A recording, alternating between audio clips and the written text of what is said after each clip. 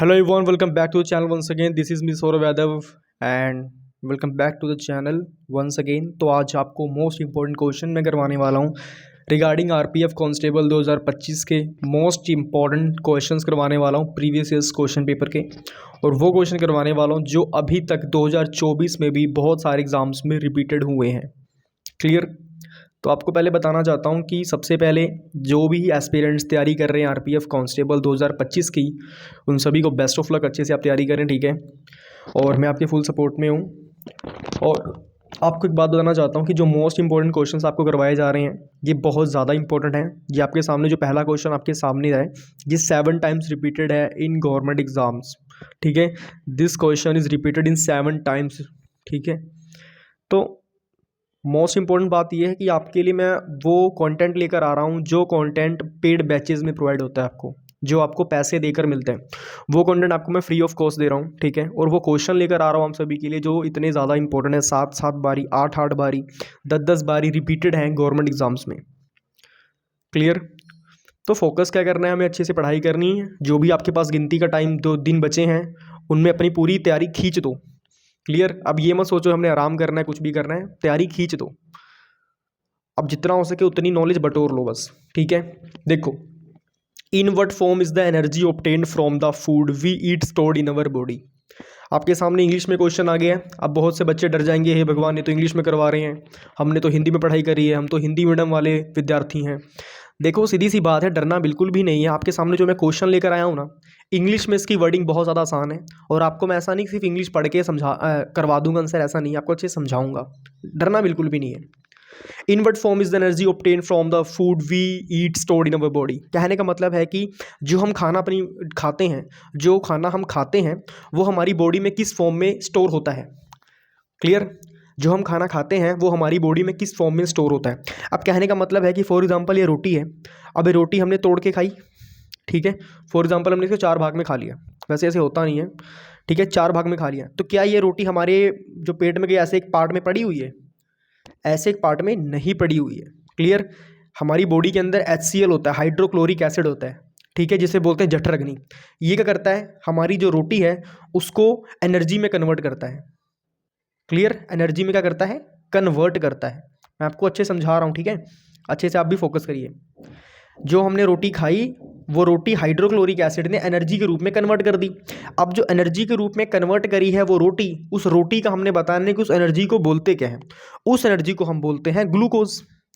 जो कन्वर्ट हुई एनर्जी उसको बोलते हैं ग्लूकोज, GLUCOSE, ग्लूकोज। क्लियर। इतनी बात पता लग गई आपको। उसी एनर्जी को बोला जाता है ग्लूकोज।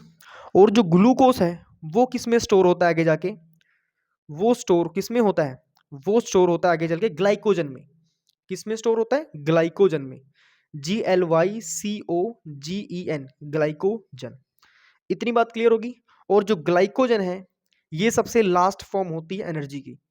मतलब ग्लाइकोजन में एक बार जब हमारा अन्न इस फॉर्म में चला जाता है, इस फॉर्म के बाद कोई फॉर्म नहीं बनती है, यही आखिरी फॉर्म होती है ग्लाइकोजन। क्लियर। एक बार फिर से रिपीट करेंगे। ये रोटी है। अब फॉर एग्जांपल ये रोटी हमने खा ली, पेट में चली गई, तो पेट में क्या होगा, HCl होगा, हाइड्रोक्लोरिक एसिड। और जो हाइड्रोक्लोरिक एसिड होगा वो क्या होगा, एनर्जी में कन्वर्ट करेगा हमारे खाने को। तो एनर्जी में जब कन्वर्ट होता है तो खाना ग्लूकोज की फॉर्म में कन्वर्ट होता है। क्लियर होगी बात। ग्लूकोज एनर्जी की फॉर्म है।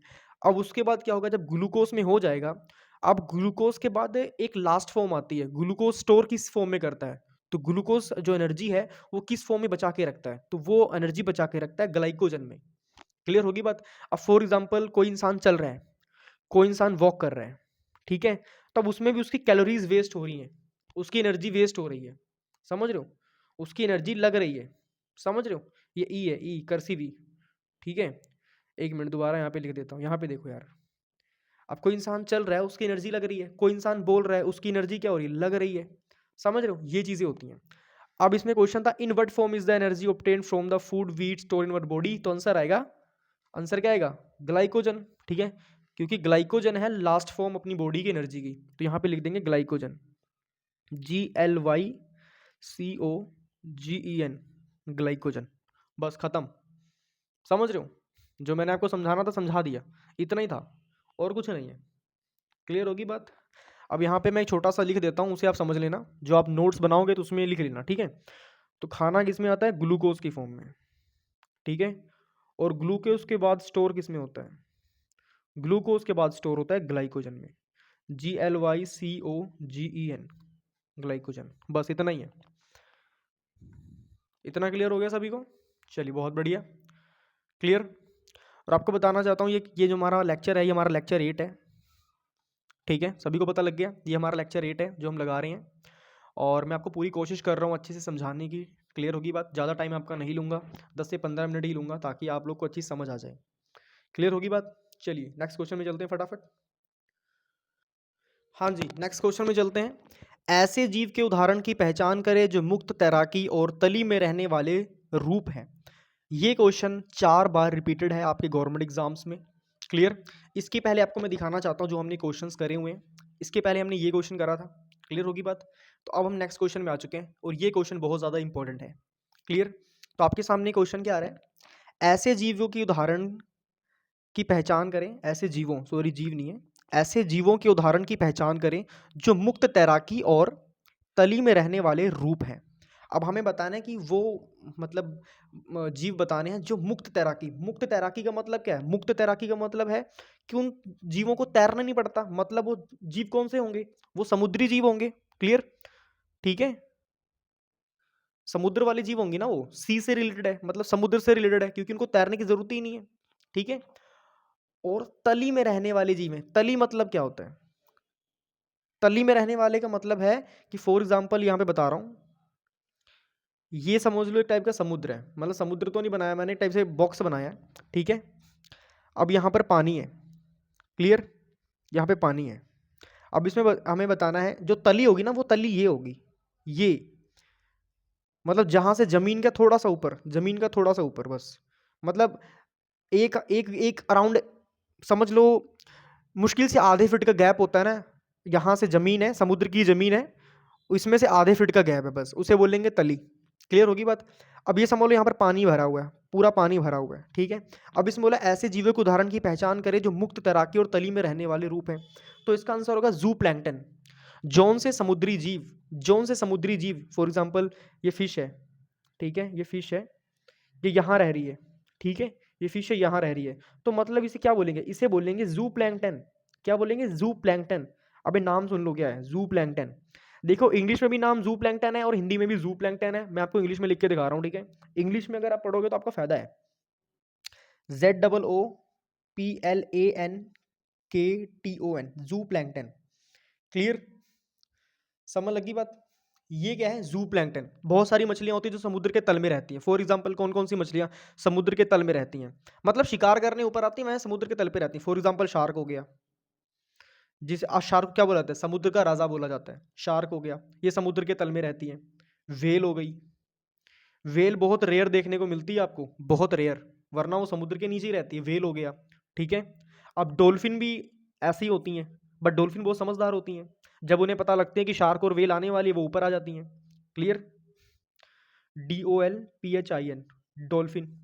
क्लियर, ये सारी उनसी बड़ी बड़ी मछलियां हैं, ये क्या होती हैं? ये जू प्लैंक्टन कैटेगरी में आती हैं। कौन सी कैटेगरी में आती हैं? जू प्लैंक्टन। तो इसका आंसर क्या होगा? इसका आंसर होगा जू प्लैंक्टन। मैं लिख देता हूं, ZOO, जू, PLANK, प्लैंक, ठीक है, TON, टन, जू प्लैंक्टन। बिल्कुल इजी नाम है, बिल्कुल आसानी से आपको याद भी हो जाएगा, ठीक है। बहुत ही आसान तरीके से मैं आपको करवा भी रहा हूँ। तो क्या होता है, ये लोग जीव ये बिल्कुल डाउन में क्यों रहते हैं जाके? क्योंकि जब यहाँ से सनलाइट पड़ती है, जब यहाँ से सनलाइट जाती है यहाँ पे, तो ये डायरेक्ट सनलाइट के कांटेक्ट में आएंगे ना, तो इनकी स्किन बहुत ज़्यादा सेंसिटिव होती है, ठीक है। जब ये डायरेक्ट सनलाइट में आएंगे तो ये इनको नुकसान पहुंचाती है किरणें। इसीलिए जब पानी में किरणें आती हैं तो ये किरणें यहीं तक आती हैं, उसके बाद वापस चली जाती हैं, वापस ये किरणें चली जाती हैं। समझ लगी मेरी बात?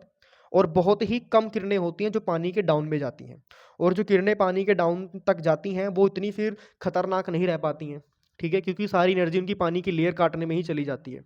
जो पानी की लेयरें हैं, ये सारी की चीज़ें क्या है? ये पानी की लेयर है, ठीक है। जो उनसी तीखी तीखी किरणें होती हैं, सूरज की किरणें, कौन सी खतरनाक किरणें क्या होती है? यूवी। यूवी होता है अल्ट्रा वायलेट रेज। क्या होती है? Ultraviolet rays. जो अल्ट्रा वायलेट रेज होती हैं वो क्या होती हैं?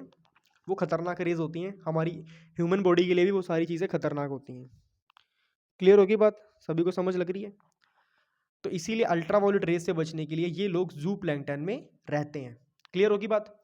तो मैंने आपको दोनों क्वेश्चन करवाए हुए हैं, ठीक है, वो भी 10-12 मिनट के अंदर अंदर, ठीक है, आपके सामने है। In what form is the energy obtained from the food we eat stored in our body? The answer is glycogen. Clear होगी बात?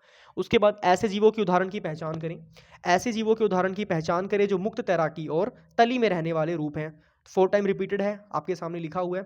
तो ये है, इसका आंसर है जू प्लैंकटन। क्लियर होगी बात?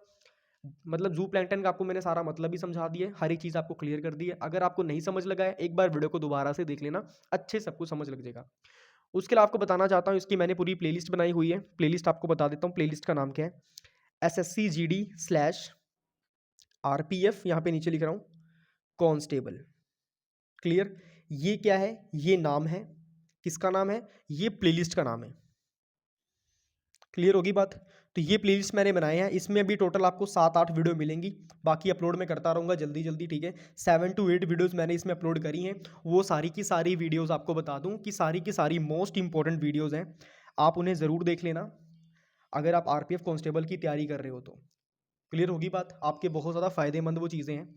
और आरपीएफ कांस्टेबल की बजाय और जो भी आप किसी गवर्नमेंट एग्जाम की तैयारी कर रहे हो, फिर भी आप उसे कर लेना, क्योंकि प्रीवियस ईयर्स क्वेश्चन पेपर आप किसी भी एग्जाम के लगाओगे ना, उसमें से आपको देखने को कुछ ना कुछ आपके एग्जाम में मटेरियल उससे रिलेटेड कुछ ना कुछ ज़रूर होगा। और आपको मैंने बिल्कुल डीप नॉलेज दे दी है। आपसे भी पूछा सकता है कि जू प्लैंकटन वाले जीवों को जू प्लैंकटन क्यों कहा जाता है, ये भी क्वेश्चन आता है।